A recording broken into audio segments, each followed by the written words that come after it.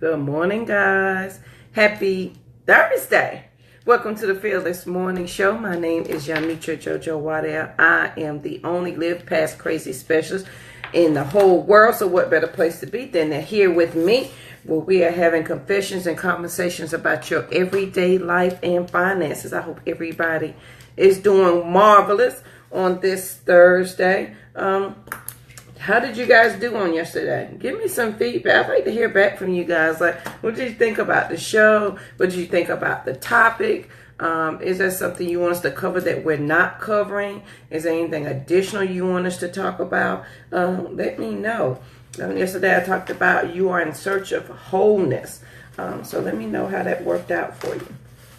What you thought about that. And did you share the show? Did you share? Are you sharing with friends and family who may need to be hearing this? Because once you know, you are charged with sharing with somebody else. So let me know what you think about the show. Do you enjoy it? Is it something that's beneficial to you? Do you enjoy the information that we are sharing? Let me know what you guys think. And if it's something that we can cover that we have not covered, let me know that so we can make sure that we cover that for you. I'm waiting for my fearless co-host to join. Good morning, Charlene. How you doing? She should be on in just a second. So if you guys missed yesterday, I talked about on this journey, you are in search of wholeness. Because when you start something different, you forget that well, you don't forget, you realize that you left pieces of yourself along the way. And so you can't quite put your finger on it, but you know you're in search of something and you're not sure what that is. You are in search of wholeness, of fulfilling something. And there's nothing that's going to fill that spot absolutely at all. There's nothing that's going to fill it, except you can't get a job to fill it. A man's not going to fill it. A relationship's not going to fill it. You are going to have to do that. So let me know what you guys think. What you guys think about that. And of course, my fearless co-host talked about the 9 myths of investing. She's going to finish that up today. As soon as she comes on, I think this is her joining right now. But I'm going to share with y'all a book that y'all got to read.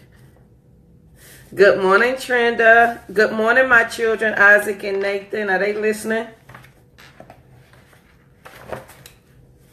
If they are, tell them Miss Jo said good morning. We're going to get this show started and keep it at our time link so we can get y'all day going. Maybe hang out.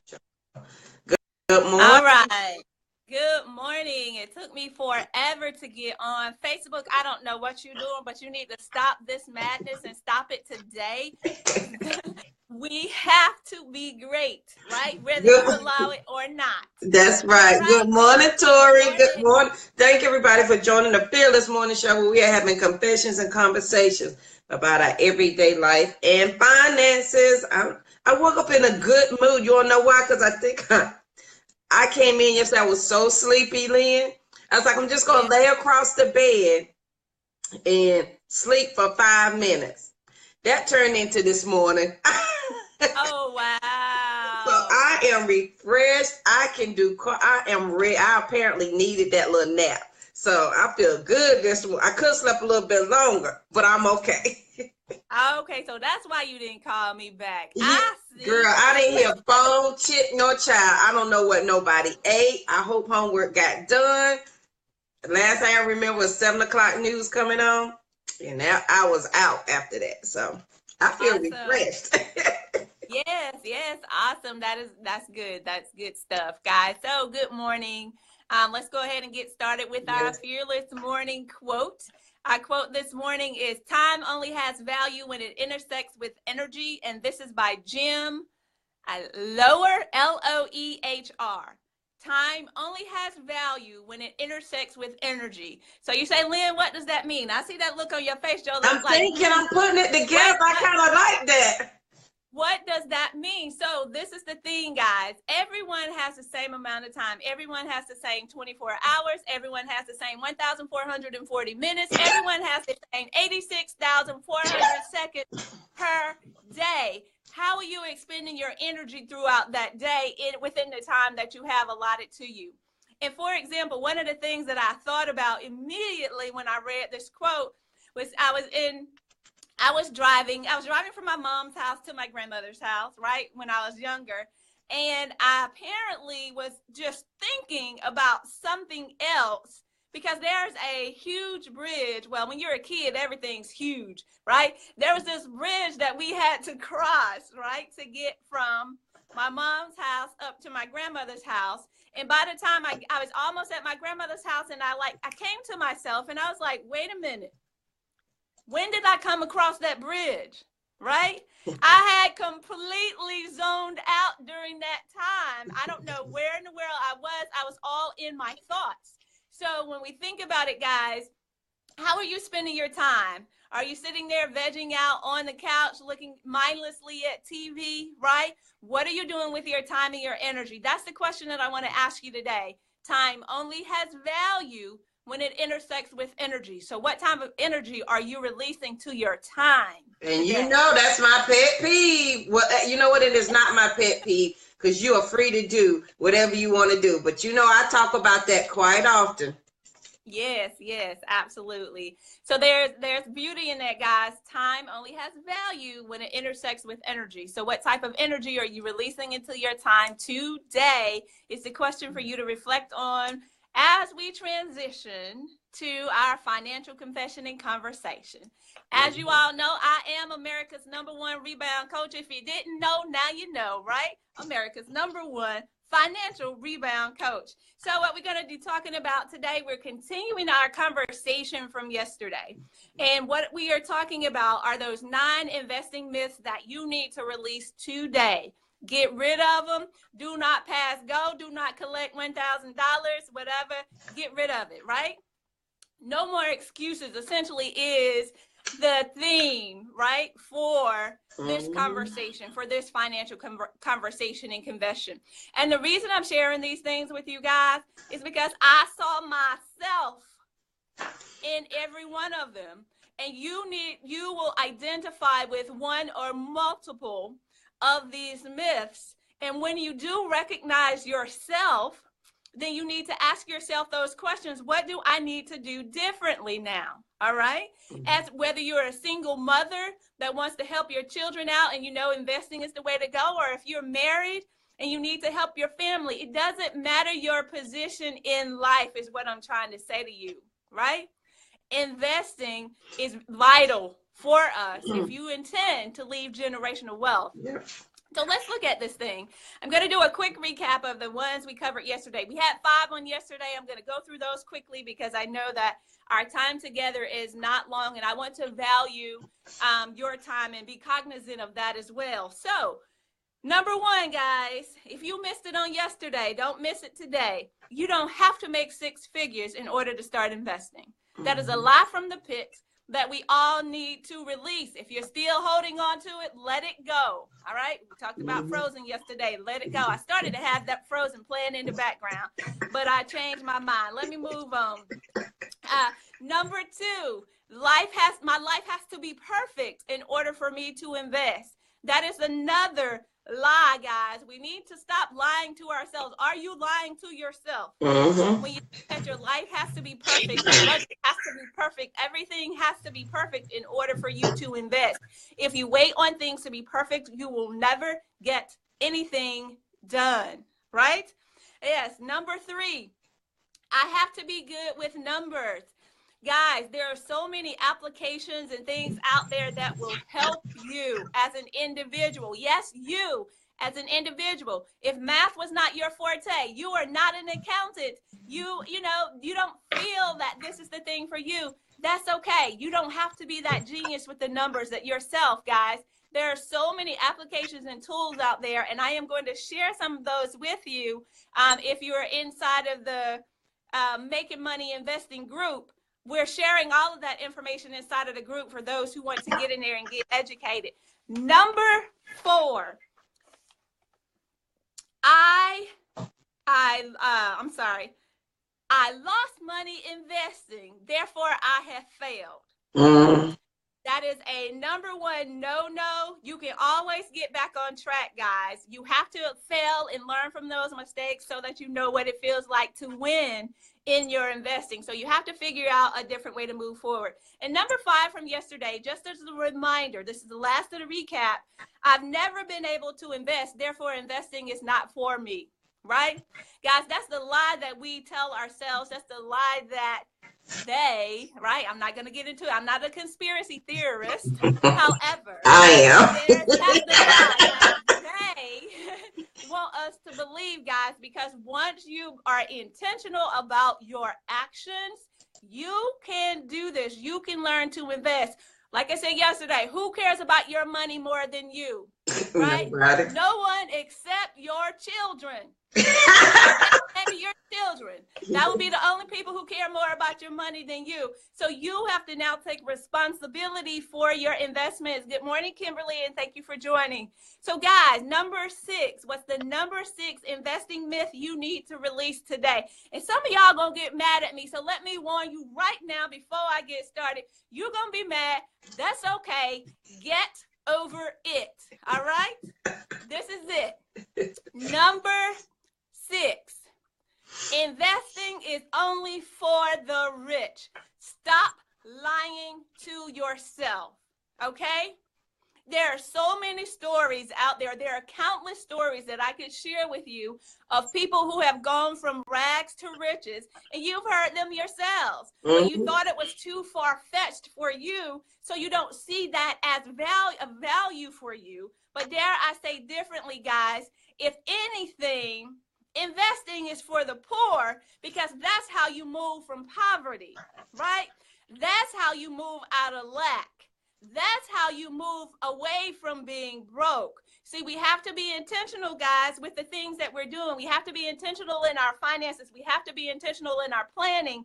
So we have to make sure that we're planning for our money and understanding that investing is for us. And you know what? And the reason that it's more powerful, that it's for us, is because you know the rich people keep on doing it, don't they? They don't just wait until they get a certain amount of money and they stop, do they?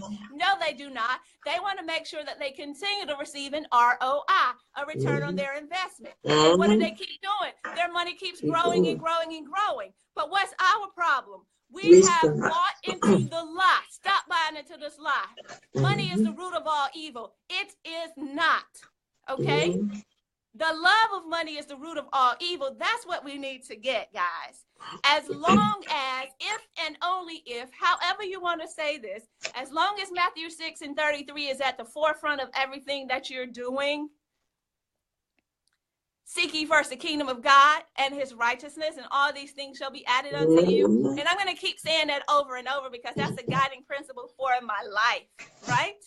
As long as you understand this, guys, investing is for you. It's not only for the rich. Get rid of that lie. Yeah. Get rid of it today. Get rid of it today. All right? Hope you didn't get mad at me, but I just thought, and the reason I said that, guys, is because I was that person.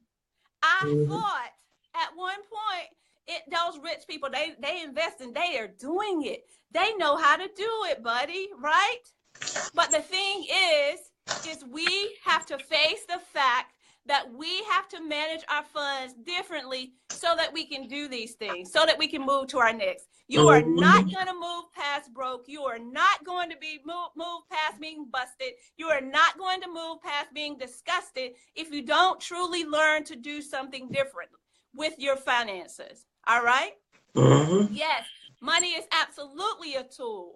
It's a tool that's connected to every single decision that you make, whether you recognize that or not. All right, so number 7, the number 7 myth that you need to release today is I cannot invest until after. You fill in the blank. That's a big I one. cannot invest until after my little one starts school, or I can't invest until after that child graduates, or I can't invest until after I get married, or I can't invest until after fill in the blank. See, you know what that is, guys? That's called procrastination, That is right? nice.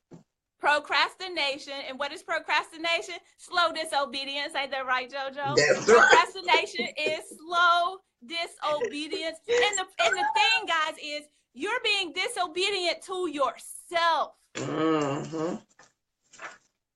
Hurting You're putting yourself. yes, you are being disobedient to you, to your family, to your finances, to your generational wealth if you're choosing not to do this. Why would you do that? Why would you intentionally do that to yourself? Choose not to do what is in your best interest. Why do we do that to ourselves? That's right. I just don't understand it, y'all. So let me keep it moving. Number 8, the number 8 thing, okay, guys? I don't have time to invest. There's too much out there. There are too many things to learn. I simply don't have time for it.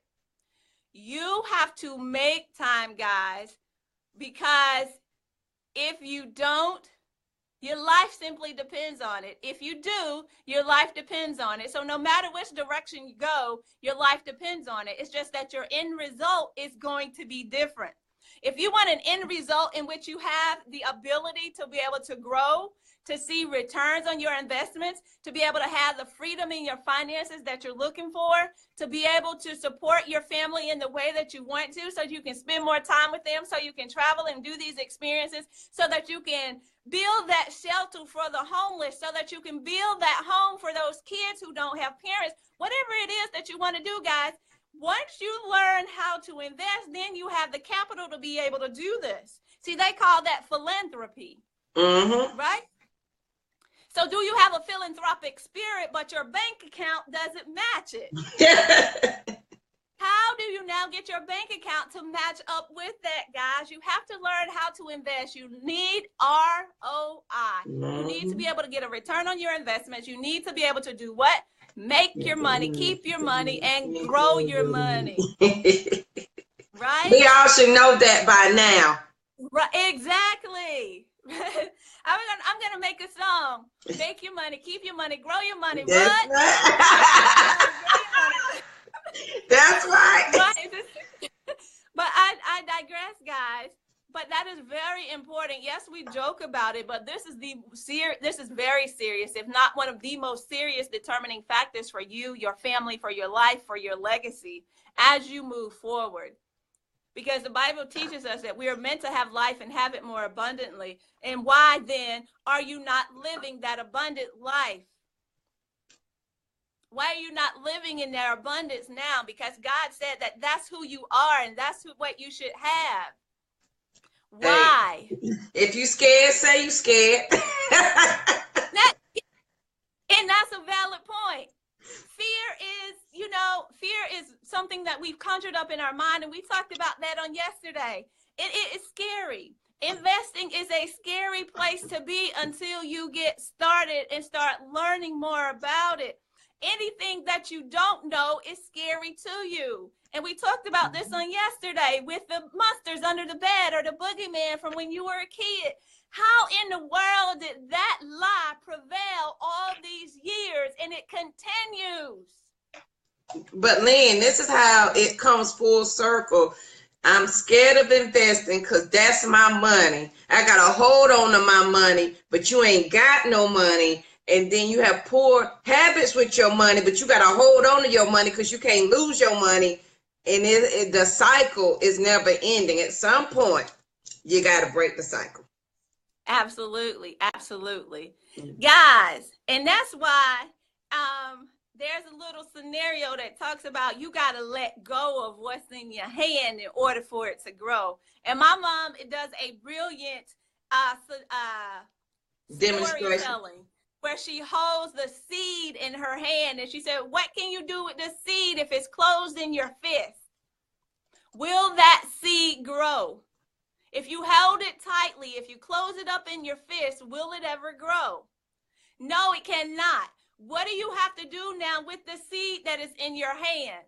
You have to go and plant the seed. You got to dig a hole, put this dirt around it, then you have to water it. The same thing with your investing, right? The same thing with your investing. You got to take that money out of your fist and plant it somewhere. Plant it into an investment vehicle, water it and grow it, right? How do you water and grow your monies that you want to invest? You have to identify, guys, whether or not this is a wonderful buying opportunity. And I keep saying this over and over. How do you know if it's a wonderful buying opportunity? The same way that you know that those red bottoms are a wonderful buying opportunity because they go on sale. The same way, if I have a Lamborghini in front of me for $50,000 and you know the value of that is $200,000, you buy that Lamborghini on sale. The same way, if I have a $10 bill and I say this bill is on sale for $5, you buy that $10 bill for $5. Yeah. See, that's the way you have to think about it. We have to simplify these concepts so that we now understand, and once we understand it, right, it releases some of the fear around that aspect of the thing. Yeah. Because you know the value. Mm-hmm. And that even gets to the crust of who we are, y'all. Do you know the value of you? Do you know that you deserve this? Do you know that you deserve more than being in poverty and lack? Do you know that the wealth of the wicked is laid up for you? Do you know that? Mm-hmm. Not only do you know that, do you walk in it? If you're not walking in it, dare I say, let's start walking in it today. Mm-hmm. Let go of some of these investing myths, guys, because this is how we get to our next. This is how we begin that conversation around building generational wealth. These are some of the things that you have to do. Now, guys, I'm only talking about the money side. There's also a biblical side that goes along with this. Let's just say that. There's a biblical side that goes along with this. You have to study to show yourself approved in the Bible. You need to study to show yourself approved in your investing. Mm-hmm. See, there's some direct connection. There's some direct alignments between the two that we all need to be aware of. Okay? Number 9, I finally made it. Number 9. I won't be able to live and invest and enjoy life. Right? Are you living and enjoying life now with all of this debt floating all around your head? Hundreds of thousands of dollars in student loan debt. Your credit cards are maxed out. You're taking MasterCard to pay off Visa and switching them out the next month. And all of these other things, you're trying to manipulate the system. You manipulate it for that time frame, for that very short duration within that month. But then you got to figure out, how can I manipulate the system next month so I can pay this thing off? How do I now get past all these fees that keep amounting upon me? See, guys, we have to do things differently. And once you learn about investing, investing is a skill. Right? Mm-hmm. It is definitely a skill that you can master. When you master that skill, you can also train your children. See, guys, and this is one of the other things that I haven't shared with you, but I'll share that right now. See, my little one is destined to be a millionaire. Why? Because I always talk about generational wealth, but I haven't shared with you what is it that I'm actually doing, right? What are the things that I was doing? Do you know that my baby had an account before he was born? While he was in the womb, I started, after the doctor told me definitively that I was pregnant, don't you know I started an account for him so that I could start investing right away? Mm-hmm. I started that immediately. That's another thing that's another way that we can now position ourselves so that it's not so drastic over time. And there's so many different calculators out there that will show you how the money can quickly grow, right, over that time frame for your children. Mm-hmm. See, that's something else different that we can also do to ensure that we're building generational wealth. Imagine my little one when he finishes college and he has his business, and then mommy says, "Oh yeah, by the way, baby, you also have another account over there with a couple of $1 million on your 21st birthday. Go get it." Mm-hmm. Right? Because I've now instilled in him those principles that he needs to have to manage his monies appropriately. And then what I'm also teaching him is, how do you now continue to get ROI? Mm-hmm. Right? Yeah. How do you continue to get that return on your investment? So at the same time, I'm working on the things for him, because I have a couple of goals, guys, and I am determined to meet those goals. You all know about my 100,000 goal for him for graduation, walking out the door. But he also has another account, right, where I'm investing and continuing to invest for him. Did you know, and you teach your children this too, if you haven't started, that's fine. Did you know that if you put $2,000 back for your child from the age of 0 to 10 years old, by the time that they're 21 years old, and you put it into an interest-bearing account that will give you 6 to 8% interest, did you know that by 21 your child could have $4 million? You only invested $2,000 from the ages of 0 to 10. Okay? That's compound interest at its best. Mm-hmm. That's an opportunity for our children. That's for slow growth. But what I'm also teaching you guys is, it's not too late for you, once you get the investing education you need, that you can, what we call, like at McDonald's, you can supersize it.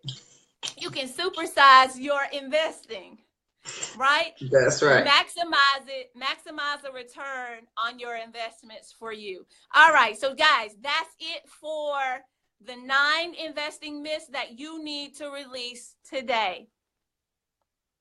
Like I said, guys, I'm America's #1 financial rebound coach. You can't tell me anything different. I know I am the best at what I do. That's right. Right? And if you don't know, who gonna know? Now you know. Now you know, right? Now you know, dog. Right?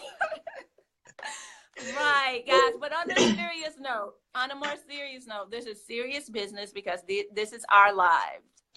We have to take control of our finances, and we have to learn how to invest. Get rid of those excuses. Get rid of those excuses, guys, and move to your next. All right, that's it for me this morning, Miss Co-Host. Yes, ma'am. Go over to bit.ly WW Invest if you want more info about the Women Who Invest movement. I also shared, some of you are in the group on Facebook about making money investing. Guys, don't forget to get those forms completed and send them over to me. That's going to help me help you. For those of you who are in the group, that's the investment incubator, right? Yeah. An incubator does what? It gets you ready to go out into the world and do this on your own. So that's what we're doing, guys, getting you ready so that you can go out into this world with confidence and invest your funds for you. That's what we do. All right. Now I'm passing it over to you, Miss Co-Host. Thank you. All right, guys. Okay, Trenda, have a good day at school. She got to go volunteer today. Okay, awesome. Yeah, my babies, y'all boys have a great day. So yesterday we talked about you were in search of wholeness. So today I want to ask you, are you ready to go beyond? Are you ready to go beyond the limitations that you have set for yourself? Yeah. So, and are you ready to risk challenging your limitations of your belief? Because here's the thing, we believe that we can do stuff all day long till we hit that wall, right? Till we're stepping over that comfort zone, and then we were like, nah, I can't risk that. I can't do that because it is beyond our comfort zone. So are you ready to go beyond that? Are you going to risk your limitations that you have placed on yourself to get where you want to be? The only reason why you're not where you want to be is because the limitations that you have enforced on yourself. So let's think about your mental model. And y'all know I'm a nerd, so just go with me on this one. On your mental model, you got to change it. And you're just like, what is that? So a mental model is how you play out your day in your mind. Okay? So if I have, here's an example. If I have a day off, My mental model says, well, I had the day off on Friday, so I can get up, I can do the morning show. Then me and Lynn can have a call between 8 and 11, and then I can treat the girls to lunch. And then while I'm out, I can run by here and I can do this. And then I can be home by 3, and I can cook dinner this week. I can cook it myself. And then while that's cooking, I'm going to run and do some laundry. And while that's simmering, I might even wash the car. You know what? No, I got a little extra money. I'm going to let little homeboy up the street vacuum out my car. Then I come back after dinner's done, wash dishes. I'm going to sit down, read a book, and watch TV because I've been working all week. That's your mental model. You set yourself up every day, and your whole day is confined to what you need to accomplish. At what point are you going to go beyond the limitations that you place on your day every day to risk seeing something different or doing something different? Because if you're older, if you're like me, I'm 42 and I'm so set in my ways. I didn't realize how set in my ways I was. And so sometimes I have to challenge myself to go beyond my limitations or my mental model of what I want to have happen for me to see something else. And if you look at your life, a lot of times we have allowed other people to enforce our mental model or enforce our limitations for us because I push my children a lot of times. In my family, my mother and my sister are saying, you always making them kids do something. Absolutely, because I don't want them to be afraid of doing new things. You may be scared, but you can still at least try. If you tried and you did not like it, then you know. But you cannot tell me you don't like it and you did not try it. That is absolutely not an option in this house. And they know that gets me 38 hot real fast, real fast. When you tell me, and I enforce that even down to our food that we eat. When we go to a new restaurant, or if we go to a restaurant, you cannot eat the same thing. If we're in a Chinese restaurant, you cannot eat American food. Mexican, you cannot eat American food. Whatever nationality we're in, you need to eat that. I don't like it. If it has all the same ingredients that you eat at home, if it has chicken, rice, peppers, and onions, tell me why you don't like that. You eat all that, right? So it's still the same, just in a different way. You've got to force your limitations because if you don't risk it, if you don't risk when you come up to that wall, y'all, if you don't risk that of walking past your limitations, stepping outside your mental model, guess what? You're going to peep out the door, feel that wind hit your face, and step back out. Step right back in. You're not going to go anywhere. Yep, that's my pet peeve too, Charlene. That you've got to, and here, what is it risking? Let's think about this, and this just hit me. What is it benefiting you to stay in your circle? What is it benefiting you to hold on to what you holding on? What is it benefiting you to not try something new? What are you gaining from that? You staying comfortable so you can complain in your box, and then you complaining because people are doing other things that you're not doing, but you wish you could do, but you're too scared to cross that line to do? Now? Well, wait a minute. Right. I'm just saying. That's where the one finger go up. That's where the one finger go up. Yeah, don't get mad at me, because I may be, and here's the thing, I may be scared out of my mind. But when I open up my mind to let go of my own self-limitations, my own mental wall, when I let it go, and I'm like, oh, that's not so bad after all. And guess what? I didn't fall. I didn't die. Nobody tried to kill me. I'm okay. I'm just doing something different. Remember, your brain always wants to protect you. It's going to try to keep you safe. If you push your brain just a little bit, it'll be like, oh, so we're doing something new now. Okay, I got it. And it will go along with you. But do not get mad at people because you stuck in your little comfort zone and they're doing something different. And we call those people haters. You can't get mad at your haters. And if you are one, you cannot get mad at the other people for doing something. You always on the go. You're always doing something. You need to sit down. If the good Lord has given me the ability to go, I'm going to go. I'm pushing past my limitations. I'm going beyond, because this is what you know. You know your circle. You know your Right. comfort zone, and you know your mental model of how you're going to set up your day every day. You know that. What about what you don't know? When are you going to get past that part? When are you going to step outside that box and make it happen? You got to take the risk of stepping outside of your own self-imposed limitations. So you can't get mad Right. at other people. You can't get salty. You can't say I don't understand. You can't I'm alleviating all of those excuses from you today. So today I want you to go beyond. I want you to let go of your own limitations that you self-impose. And think about this. What is it benefiting you to stay in your circle, in your comfort zone? Who are you benefiting? Are you benefiting your children? Because remember, your kids are watching. Well, if mama never went anywhere, and here's my what's the word I want to say, Lynn? Here's my, I can't think of it. It comes to me. So get it, Lynn, get it. I'm trying to get it. I'm trying to get it. Here's the thing. It's okay if you want to do that. And that was a thing for me. Yes, you got to get out your comfort zone. I would get, and I still get a little bit mad, but before I get I'd be big mad. I'd be big mad at people who didn't want to change, Lynn, who didn't want to move, who wanted to stay right where they were at, and their whole life was 10 square miles. I would get furious.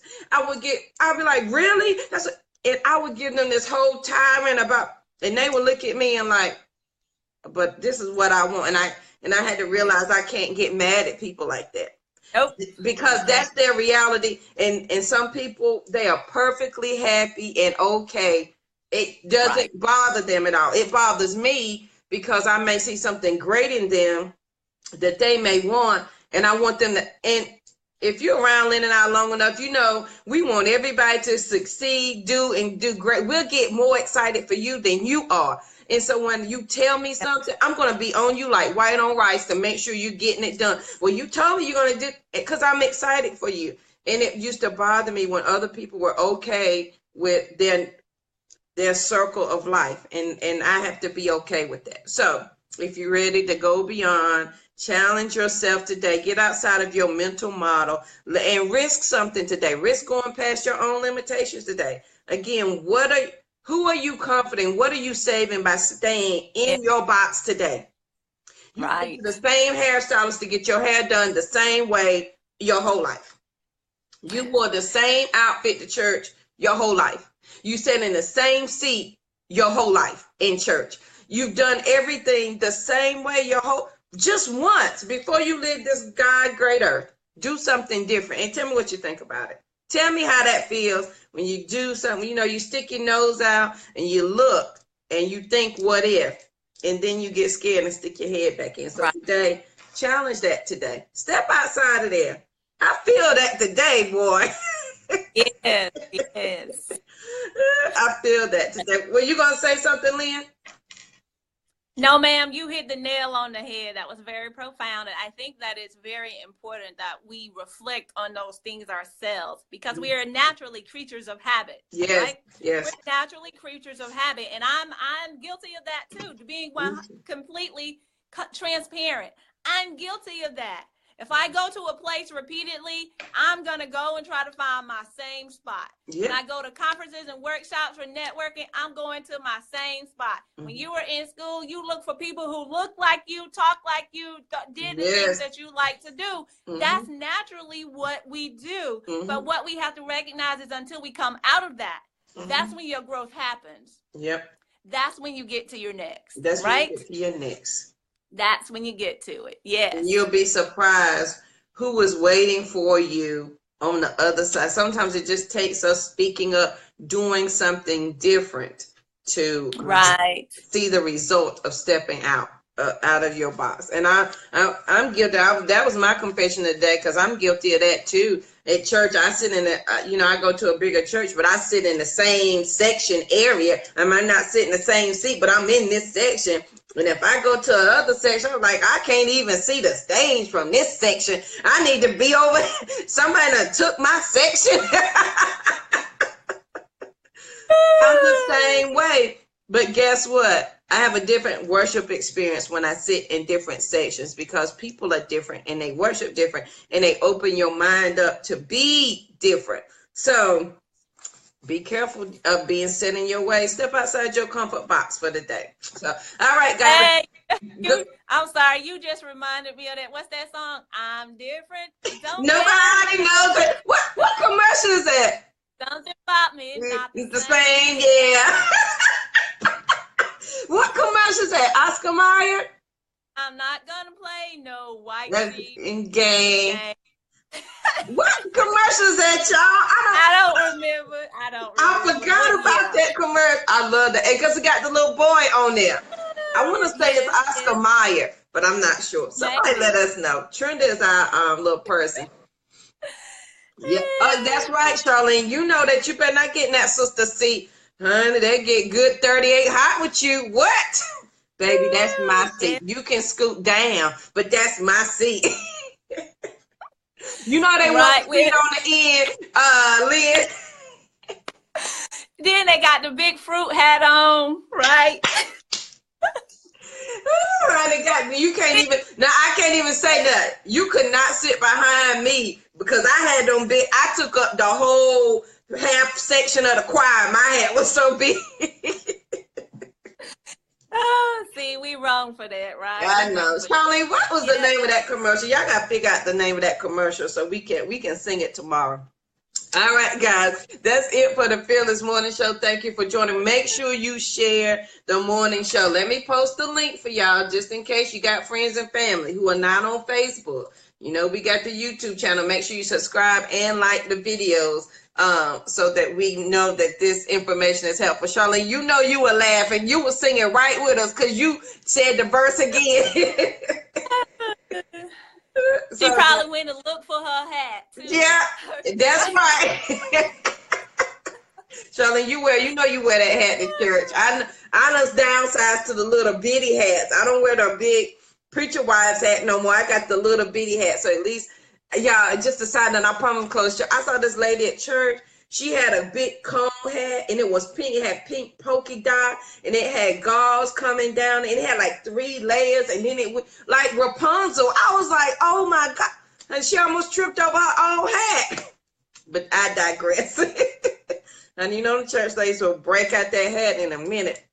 All right, guys. Yeah, but I said, yeah, but those hat manufacturers are making a lot of money because those hats are expensive. That's what we need to be talking about, right? Yes. Who making them hats? Because I will buy one. I'm a hat honey. Don't let me break out my closet. I got black, white, tilted to the side. I got color flowers, some birds. I got the matching outfit and some shoes to go with it. Lord have mercy. That's all right. I love my church hats. All right, guys, that's it for the Fearless Morning Show. Thank you guys so much for joining. If you have any questions for us or any comments or anything you'd like for us to cover, make sure you send us a message or leave it in the comments below. We'll be glad to get back with you guys. And we will see you bright and early here tomorrow morning at 7:15. Have a good day. Signing off.